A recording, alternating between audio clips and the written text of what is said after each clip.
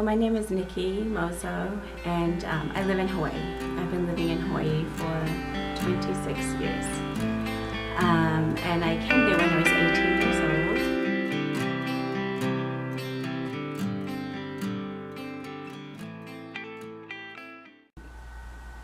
I was raised in New Zealand, but I was actually born in Singapore. My father was in the New Zealand Army, and so that's why he was stationed in Singapore when I was born.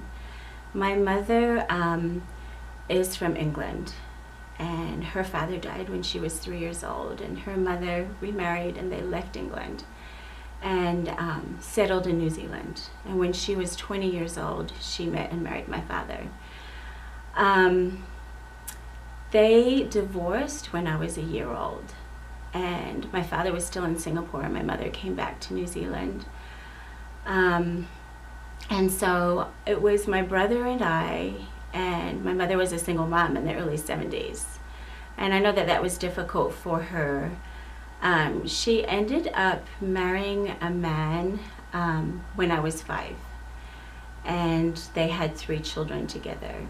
But it made it really difficult. It made my childhood really difficult because I had this stepfather that was just not kind to me, and actually ended up being really abusive. And so we had, I think, 8 or 9 years of a lot of violence in our home, and ended up in a shelter, in a women's shelter. So we lived in, we lived in a small room, just our family, and there were other families in the house, and it was just very awkward and strange. And I wasn't doing very well. I think by this time I was about 13 years old, and I wasn't going to school. I didn't have the best friends. And I remember one day I'd left school and I was walking across these train tracks, because in New Zealand that's how I got to school.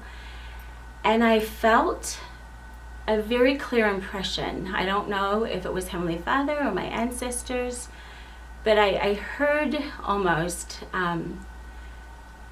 a voice say, whatever your life is going to be is up to you. And what you're doing right now is not going to help you. And so I thought about that for a long time and thought, how can I get out of my situation? I'm living in this shelter. I'm just not doing well. And I thought about my father, who I hadn't really had any communication with because my mother didn't really allow that. And he wasn't that close. We weren't in the same city. So I got on a bus for about 5 hours, and I sat on his doorstep until he came home. And at first he was very surprised. He was just like so surprised to see me there. And I asked him if he would help me, if he would pay for me to go to boarding school. And he agreed, and so he did. And so the next year, which was probably like 6 months later at this point, I started boarding school, which in New Zealand is really not that strange. There's quite a few of them. But making that one decision to go to boarding school really changed my life, because in that environment I was homesick, and I was only 14 years old, and it was really difficult. But I was away from a lot of dysfunction, and I could grow. I could focus on me and not the things that were attached to my family. And so I went to boarding school, and I was there for 4 years, and I gained a testimony of Christ, and had the opportunity to dance, to learn my culture, because my mother is English and my father is Maori, and I didn't really know what that meant to be a Maori woman. And I didn't feel like, I don't look English. I didn't identify very much as being an English woman. And so it really helped me kind of find my identity and learning how to dance my culture. And I loved the way that that felt. And so I was able to thrive and learn Tahitian and Samoan and Hawaiian. And I joined a culture group in school which toured New Zealand. And from that opportunity, I got a scholarship to dance at PCC, at the Polynesian Cultural Center. And so for me, leaving high school, I didn't have other options except I could go to Hawaii and study at BYU, and it would be paid for if I just danced. So I thought that was an awesome opportunity. And so at 18, I left my home in New Zealand and my siblings, and I went to Hawaii.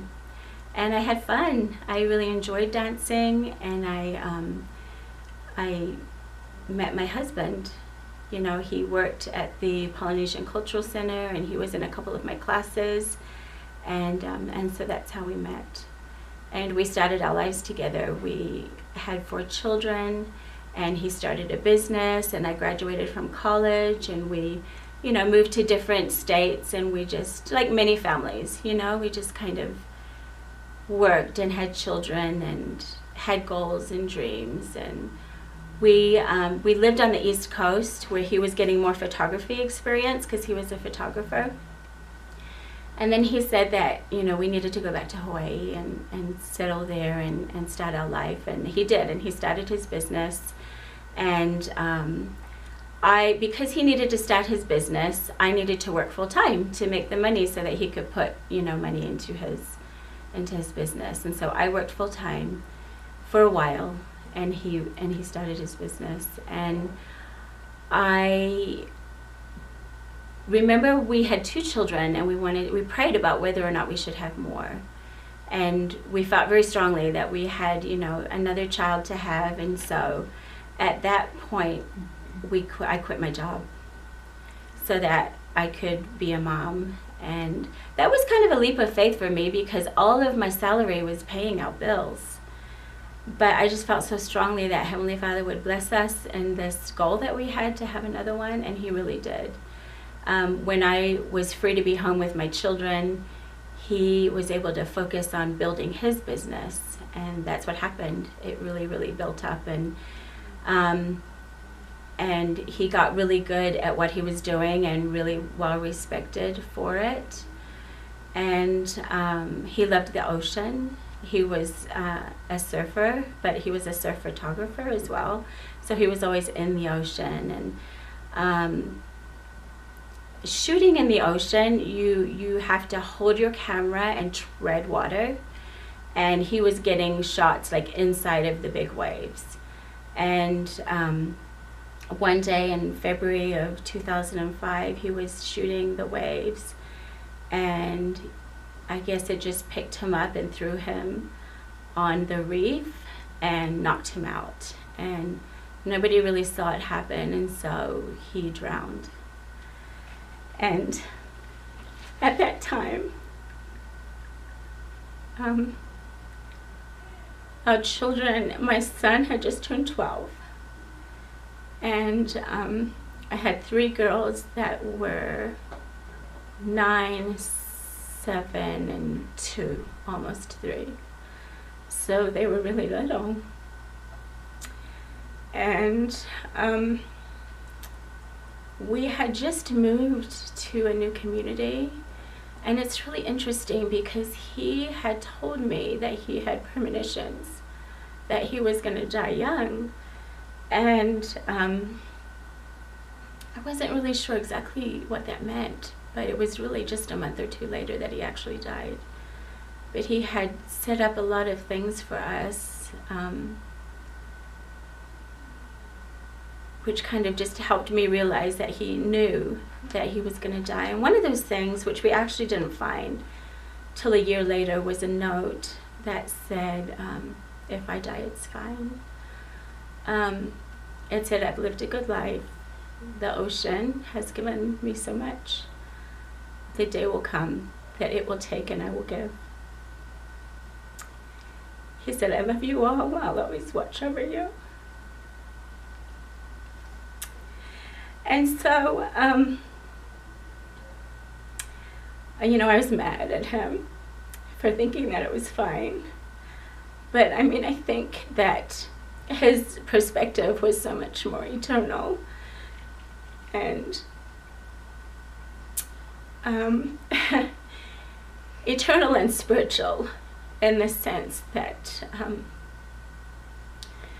he really felt like his mission coming to earth and being sealed for eternity to his love and having his children was his goals, and he had accomplished them.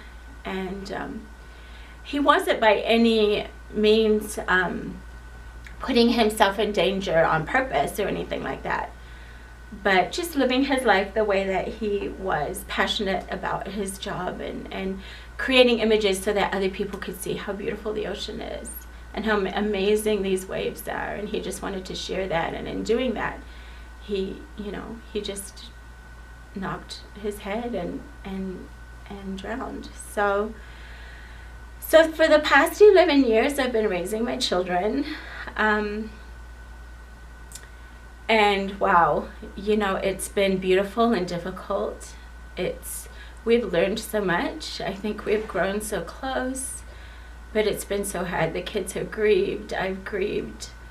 And in the beginning, I just felt like my life had to be almost a testament to my love to him, and I've held on so tightly to that.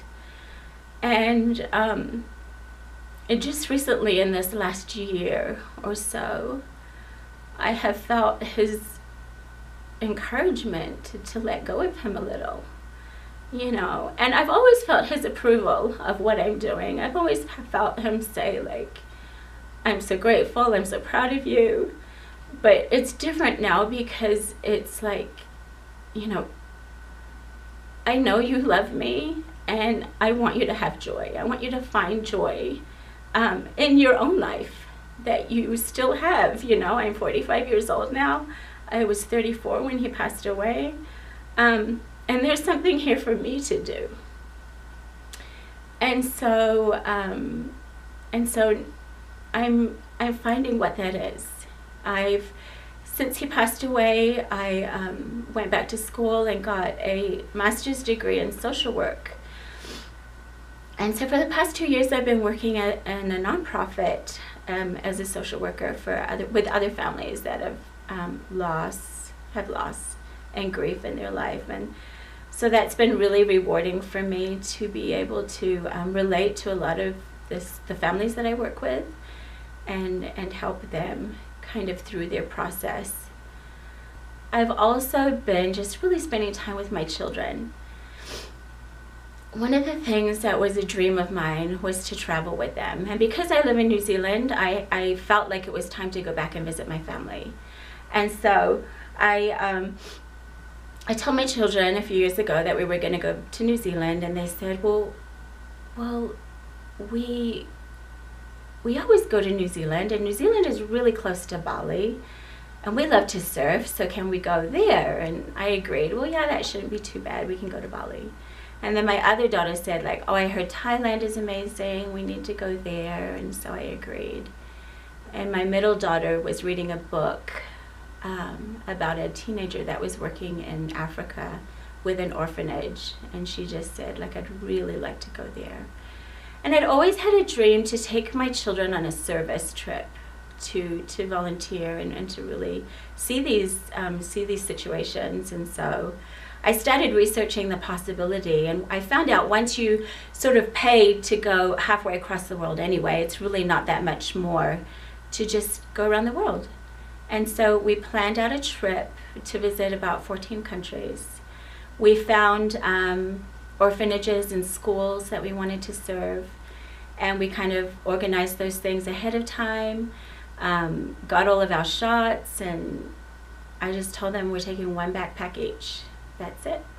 And they complained about that, said they needed a suitcase with wheels and all those kinds of things. But, it's like, no, we just, whatever we need, we're going to carry. And, there was just so much learning and that on the whole trip of the things that we realized we don't need so much. And so We, about 3 summers ago, we traveled around the world as a family, and we're just so grateful for the opportunity to do that, to be a team in this project together and really see what others don't have and how grateful they are for the little things that they have.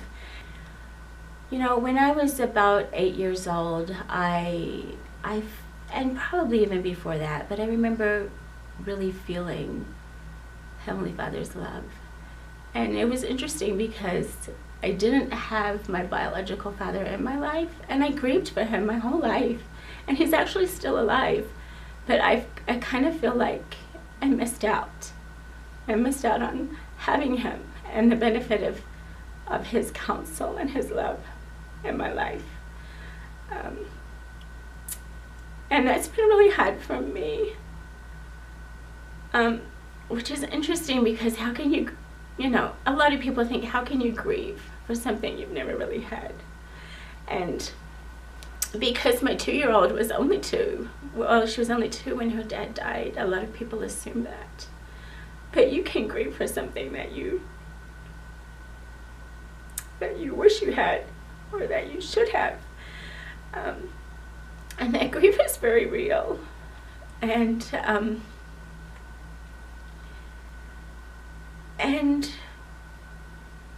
I felt my Heavenly Father's love, and because I had a stepfather that was very abusive, I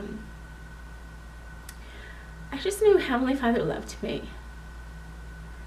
And that the things that were happening to me as a child were not because of me.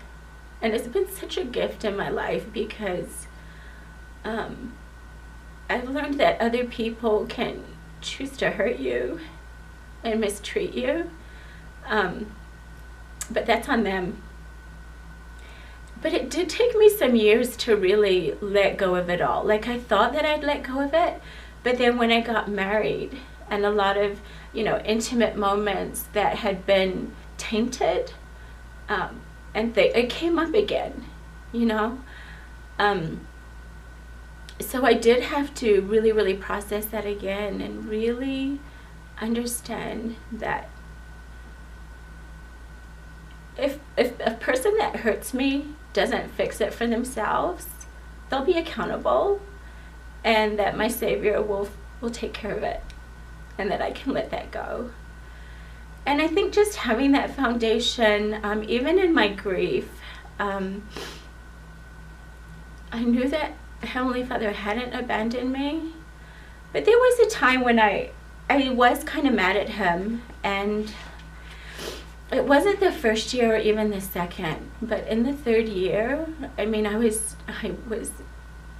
adrenaline was running out, and I realized, like, you might have to do this for 50 more years, you know, and I wasn't sure if I could do it, and I sort of just stopped talking to Heavenly Father because I thought he was mean.